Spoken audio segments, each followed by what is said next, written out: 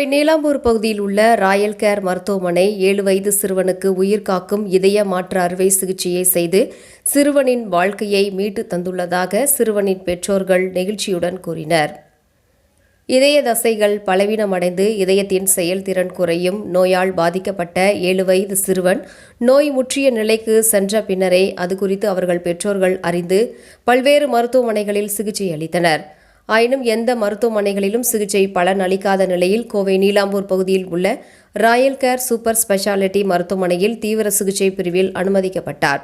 சிறுவனை மருத்துவமனையில் ஆய்வு செய்த இதய மற்றும் இரத்த நாள அறுவை சிகிச்சை நிபுணர் டாக்டர் பிரதீப் சிறுவன் கடுமையான இதய செயலிப்பு நிலையில் உள்ளதாகவும் உடனடியாக அவருக்கு தீவிர மருத்துவ சிகிச்சை மற்றும் வெண்டிலேட்டர் உதவிகள் அளிக்கப்பட்டதாகவும் ஆயினும் அவரது உடல்நிலை மிகவும் மோசமடைந்து சிறுநீரக செயல்பாடுகள் ஏற்பட்டதுடன் பல்வேறு உறுப்புகளிலும் சிக்கல்கள் உருவாக்கியுள்ளது.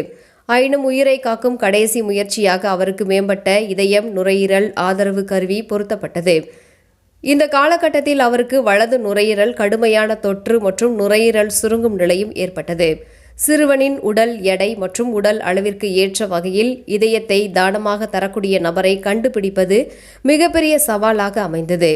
நீண்ட கால காத்திருப்புக்கு பின்னர் மூளை சாவு அடைந்த ஒரு 30 வயது நபரிடம் இருந்து இதயம் கிடைத்தது எனவும் அந்த இதயத்தை சிறுவனுக்கு பொருத்தும் கடினமான சவாலை மருத்துவக் குழு ஏற்று சுமார் 8 மணி நேரம் முதல் 10 மணி நேரம் வரை அறுவை சிகிச்சை செய்து சிறுவனின் உயிரை காப்பாற்றியுள்ளதாகவும் ஆபத்தான நிலையில் இருந்த சிறுவனை மீட்டு சிறுவனை காப்பாற்றியதாக மருத்துவர்கள் தெரிவித்தார்கள்.